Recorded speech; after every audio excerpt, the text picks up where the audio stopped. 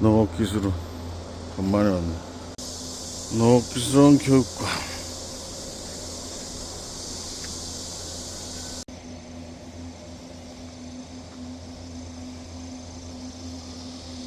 청도로 가야네.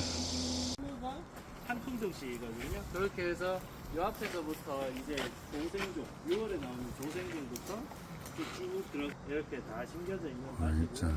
그래서 워낙 여기 나무 주수가 많이 들어가야 되다 보니까 사실은 이렇게 복숭아를 키우는 게 조금 밀식으로 키울 수 있는 거고요.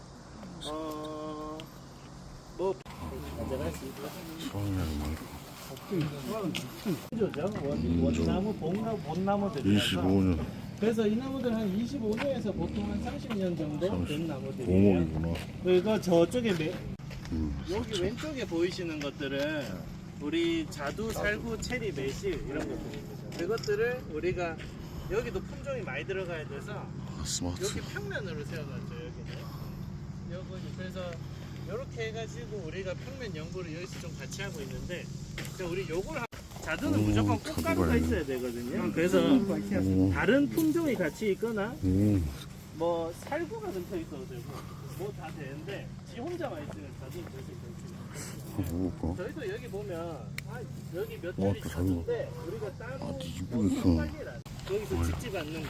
그 다음에 요즘 많이 하는 게 요 뒤에 있는 거. 줄지를 여러 개 받아 키우죠. 이러면 착과량이 되게 많아요. 다만 작업하기 되게 별로죠. 사람 손으로 다 이렇게 왔다 갔다 하면서 작업을 해야 돼요. 아까 자두에서 해놓은 것처럼 사과처럼 그렇죠. 사과에 예술로 피하고구만. 여기 보면 축을 4개 이렇게 받아 놓은 거. 근데 아까 이건 기계야 되는 기계.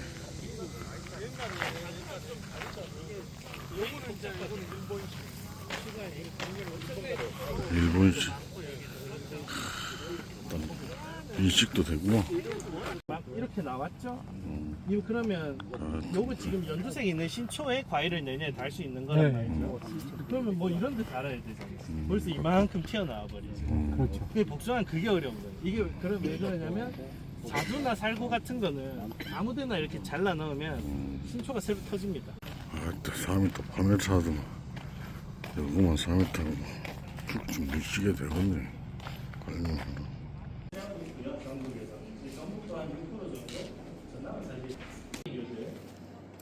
아부백도 뭐 이런 것들이 있거든요.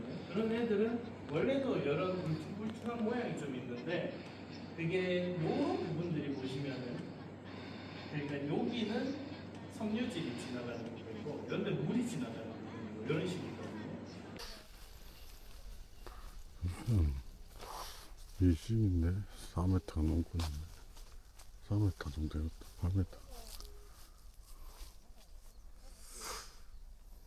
돈 안 들게 나겠구만. 여기가 대대로 살고 있는 고양이고 아버지 할아버지 때부터 농사를 대대로 짓고 있는 집에서 태어나가지고 관심이 이쪽으로 자라면서 계속 보고 온 게 그거라서 이쪽으로 관심이 있어서 전공도 이쪽으로 하고, 이제 그 전에는 제가 처음에 전공하고 학교 다닐 때 하고 할 때는 이제 열매를 어떻게 하면은 열매가 이제 좋게 나오도록 하는 이제 부분적인 데 치중을 해가지고 나무를 만들고 이렇게 많이 했었어요, 초창기에는. 근데 이제 세월을 자꾸 겪다 보니까 이게 내가 내 스스로 할 수 있는 데는 실제로 뭐 비료를 빨아먹고 물을 빨아먹고 나무가 강합성을 하고 하는 전체 열매를 만드는 과정 중에 내가 할 수 있는 부분이 5%가 안 돼요. 전체 복숭아를 생산하는 모든 과일이 그래요. 과일도 그렇고 식물이 결국은 햇빛 받아가지고 광합성 만들어가 포도당을 만드는 과정이나 뿌리에 하는 사람이 옆에서 도와줄 수 있는 거지 내가 직접적으로 하는 건 아니거든요. 저는 예전에는 이제 내가 직접 하는 쪽으로 숨도 다르고 뭐 열매 쏟기도 전부 내가 직접 하는 쪽으로 치중을 하다가 지금은 이제 거의 한 뭐 8, 90% 이상은 나무한테 맡기고 내가 할 수 있는 부분은 최소화해가지고 이제 나무가 과일을 최상품으로 뽑아낼 수 있는데 제가 옆에서 이제 도와주는 그런 역할만 하려고 이제 하고 있습니다. 그래서 원래는 지금 노장지가 우리는 적심을 이제 보통 복숭아 농사 짓는 분은 봄에 적과할 때부터 해가지고 계속 순지르기를 하거든요. 계속 순을 잘라가지고 순으로 도망가는 양분을 열매로 보내주는 역할을 사람이 계속 해야 됩니다. 대부분 농가들이 그렇게 해요. 근데 저 같은 경우는 지금 중간에 요 가지 몇 개, 한 20개씩 잘랐는 거는 가운데 부분에 이제 주간 있는 가까이 있는 부분에 햇빛이 안 들어가는 가지 한 두세 개만 자르고 20개만 자르고 나머지는 손을 하나도 안 댄 상태입니다. 봄부터 이때까지 다 자란 게 이제 저 피할률이 안 맞는 나무가 보면은 굵은 가지도 있긴 한데 새끼손가락보다 가는 가지들이 주지 하나에 한 두세 개 정도 나오는 정도에서 이제 수세가 안정이 되도록 이제 그렇게 나무를 키우고 있거든요. 근데 적어도 이제 정리를 하면 좋은데 제가 이제 최근에 온도가 너무 많이 올라가잖아요. 일조량도 자외선이 너무 강하다 보니까 이제 저거를 다 제거를 해버리고 나니까 주지도 일소가 좀 될 뿐더러 열매도 일소가 돼요. 열매가 빨갛게 착색이 된 부분이 일소가 돼가지고 쪼글쪼글해가 깨져가지고 익어버리더라고요. 이제 그런 단점이 있어가지고 이제 여러 가지로 뭐 하여튼 원래 적심을 잘 안 하는데 이제 원래는 더 많이 나뒀죠. 그리고 이때까지 이제 화학 비료는 사과밭에도 한 30 몇 년 동안 화학 비료는 하나도 안 하고 농사 지었는데 예 여기도 하나도 안 했는데 농협에서 한원사학 비료를 해마다 10포 20포씩 주는 게 창고에 지금 4발에서 5발이 쌓여가 있거든요. 그래가지고 그중에 여기가 이제 작년에는 순이 진짜 한 50cm 나온 것도 없을 정도로 수세가 완전히 잡혔었어요.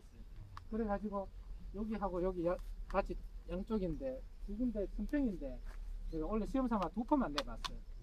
2포만 냈는데도 원래 비가 안 와가지고 엄청나게 가물었잖아요. 가물었는데도 순이 안 나오던 순이 저만큼 나왔어요. 그 비료가 양이 얼마 안 되지만 효과가 저만큼 좋은. 그러니까 비비 내고 추비 내고 하면은 필요 없는 가지를 계속 키우는 거예요. 근데 여기도 보면 저 위쪽에는 토심이 얕아가지고 나무가 여기는 큰데 같이 심어도 저 위쪽은 나무가 크기가 요거 상문 이 정도밖에 안 되거든요. 그런 데는 비료를 조금씩 주면은 이제 수세를 회복하고 이래 하는 이제 역할을 하지만 일반적인 과수원의 도장지가 어느 정도 자라는 과수원에는 비료를 하면은 거기서 열매를 더 키울 수는 있지만은 이제 나무 자체로 봐서는 이제 쓸데없는 필요 없는 비료를 주는 역할을 하더라고요. 그래서 여기도 그렇고 과수원도 그렇고 퇴비도 어떻게 주냐 하면은 희소질이 좀 빠진 퇴비 있잖아요. 버섯 키우는 돼지를 친구가 버섯 농사를 크게 해가지고 이제 그걸 좀 갖다 쓰는데 그것도 좀 발효를 시켜가지고 암모니아 가스 좀 날라가고 희소질이 좀 빠지고 난 퇴비를 사용을 하는데 이제 그것도 요 아래쪽에 여기 스노나무 보면은 힘이 저 위쪽보다 물도 저기가 제일 많이 먹고 뭐 양분도 토심도 저기가 제일 낮고 해가지고 수세가 제일 좋거든요. 이제 저런 나무는 이제 계속 굶겨요. 사과도 그런데 한 20년 30년 굶긴 나무도 있어요. 근데 똑같이 심어가지고 20년 30년 굶었는 나무가 이 지게자리를 잘 받친 나무는 20년 30년 굶은 나무가 계속 퇴비를 준 나무보다 2배 더 커요. 나무 굵기가. 그러니까 이 나무는 안 줬는데도 이만큼 크고 또 힘이 남아 돌아가지고 해거리를 해요. 한 해는 많이 달렸다가 한 해는 안 달렸다가. 열매는 네, 열매는 당연히 달리는 해는 굵죠. 힘이 좋으니까. 근데 이거를 해거리를 하니까 이제 같이 심었던 나무를 이 나무를 이제 TRU를 저는 이제 TRU에 제일 중점을 두고 있는데 TRU를 맞추기 위해서 그 힘센 쪽은 사이에 여기도 지금 복숭아 나무 사이에 하나 빼냈거든요.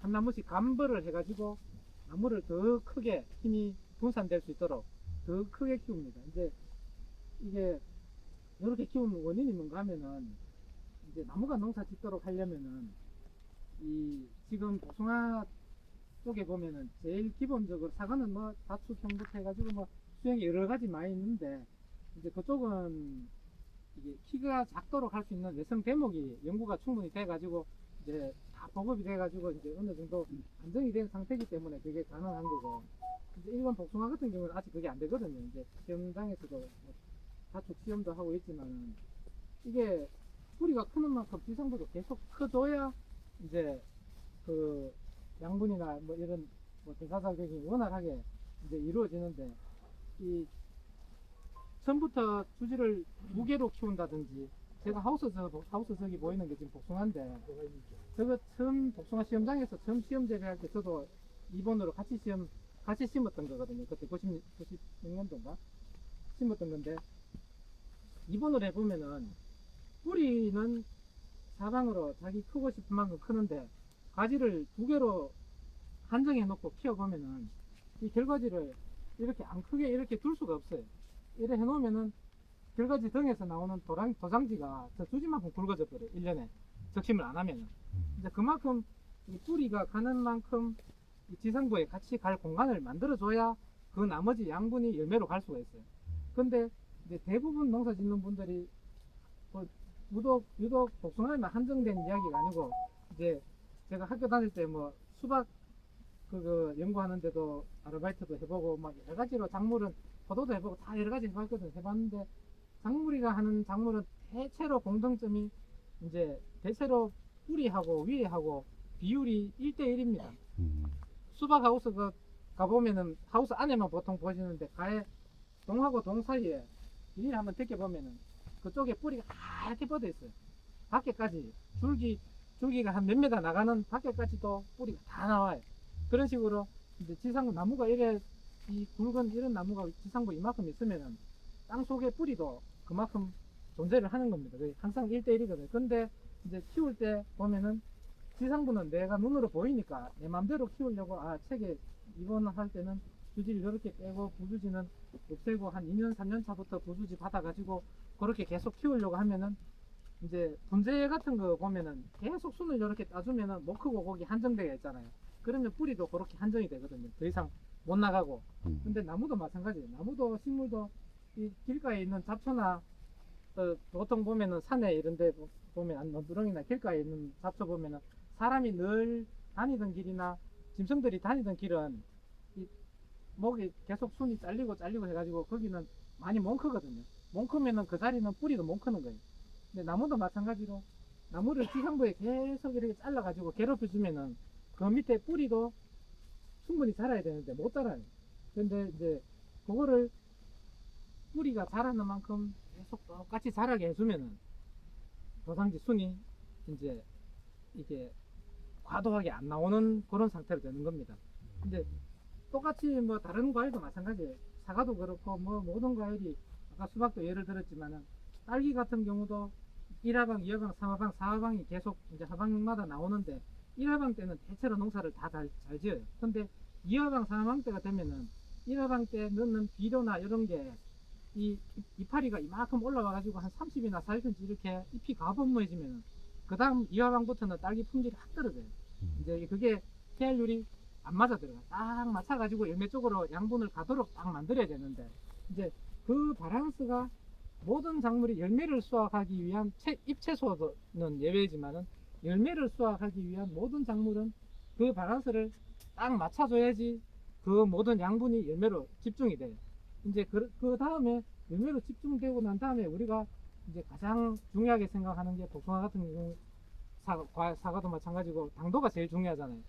근데 보면은 시중에 시판이나 농협 같은데 이런데 약 사러 가보면 당도 좀 좋게 하려면 뭐 치모데노 하면은 무슨 영양제 주고 뭐 하잖아요. 근데 이제 그게 이게 치면은 효과가 전혀 없진 않은데 효과가 아주 미미해요. 이제 제일 중요한 게 뭔가 하면은 이 과일에 만드는 당은 거의 99.9% 잎에서 만들거든요. 잎에 광합성 해가 만드는 게 포도당이에요. 그게 이제 열매로 다 가버리면은 열매 엄청나게 맛있는 열매가 되는 거고, 그 포도당이 전분으로 해가 도장지로 다 빠져나가 버리면은 열매 당도가 많이 못 가기 때문에 당도가 떨어지는 거예요. 도장지가 많이 빠지는 나무가 보면은 뿌리하고 위에하고 비율이 안 맞고, 뿌리하고 위에 비율이 안 맞다 보니까 그 남은 힘이 도장지로 다 빠져요. 그러니까 잎에서 만든 양분이 전부 도장지로 다 빠지니까 열매에 갈 포도당이 적어가지고 당이 안 나오는 겁니다. 그러니까 이게 뿌리하고 지상부하고 비율만 딱 맞추면은 내가 영양제를 치고 뭘 하고 뭐 모든 작업을 안 해도 그 나머지는 나무가 알아서 다 해. 광합성을 해가지고 다 만드는 게 도장지로 갈 데 없으면 지가 어디 가겠어요. 다 열매로 다 가. 열매 또 수확을 딱 하고 나면은 보통 조생종 복숭아 수확을 딱 하고 나면 6월달이나 5월달 복숭아 수확을 했는 나무 가보면은 도장지가 엄청나게 나오거든요. 근데 이제 뿌리하고 그 지상부하고 비율을 어느 정도 딱 맞춰 놓으면은 수확을 하고 난 뒤에도 나무가 계속 광합성을 하잖아요.